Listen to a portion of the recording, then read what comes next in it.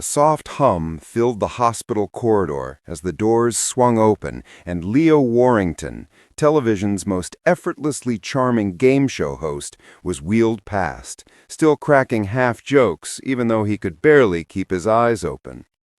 Moments earlier, he'd been filming his show, dazzling contestants with his cheeky grin and lightning-fast quips. Now he was pale, exhausted, and held together by stubbornness and caffeine fumes. And racing right behind him was his wife, Delilah Hart, former dancer, forever dramatic, and the only person on earth capable of scolding Leo into drinking water. Her heels clacked like thunder as she burst into the ICU, waving her handbag like a battle flag. When she reached his bedside, Delilah, usually the most composed person in any room, completely crumbled. She grabbed his hand, tears rolling down her cheeks as she whispered, "Leo, you absolute menace!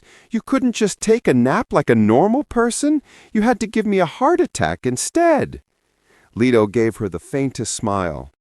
"If I'm going dramatic, I'm going all the way." Even hooked to monitors, he still had timing. Doctors explained he needed rest, treatment, and time. Lots of it. But Leo, being Leo, reached for Delilah's hand again, voice trembling just enough to make her heart crack. "Just in case things go sideways," he whispered. "Promise me something. Promise me you won't stop living your life. Promise me you'll keep dancing.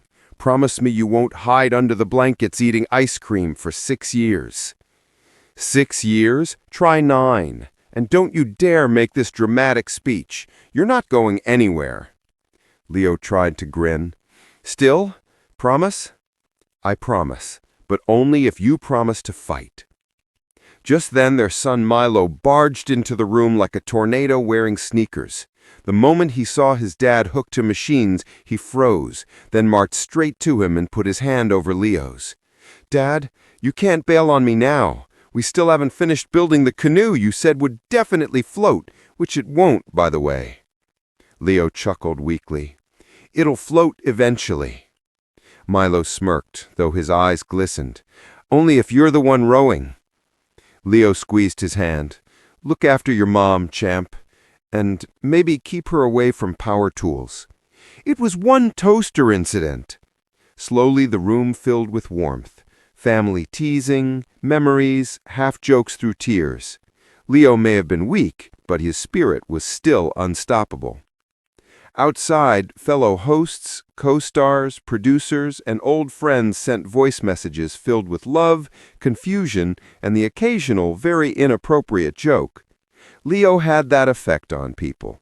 He made the world lighter. And now that same world held its breath for him. Night fell, machines beeped steadily, and though Delilah was exhausted, she didn't move from her chair. She held Leo's hand with both of hers, whispering stories about their first date, when he showed up 20 minutes late because he was rescuing a duck from a car park. Their honeymoon, when Delilah accidentally ordered a dish so spicy it nearly erased Leo's taste buds. And their years raising Milo, filled with laughter, burnt dinners, dance-offs, and the kind of love that grows stronger with every ridiculous disaster. Hours passed. Every tiny improvement felt like a miracle. And slowly, Leo's breathing steadied. His color returned. His jokes got a little louder. At one point, he even muttered, "If I survive this, I want a puppy," which made Delilah roll her eyes so hard the nurse giggled.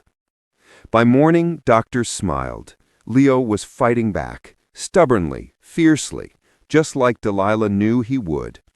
She leaned close, brushing his forehead with her fingers. "You scared me," she whispered. "I know, I'm very dramatic." Delilah kissed his hand. "Next time you want attention, just send flowers." "Flowers are expensive. This was free." The two of them laughed softly, their fingers intertwined, their hearts finally beating in something close to rhythm again. For everyone who adored Leo Warrington, the fans who loved his energy, the friends who relied on his humor, the family who knew his soul, this wasn't just a scare. It was a reminder of how fragile life can be, and how powerful love becomes when fear tries to shake it. And as Leo drifted into peaceful rest, Delilah rested her head beside him, whispering, "We're not done yet, not even close." Because this wasn't an ending. It was the start of their next adventure, one they'd face together, hand in hand, jokes and all.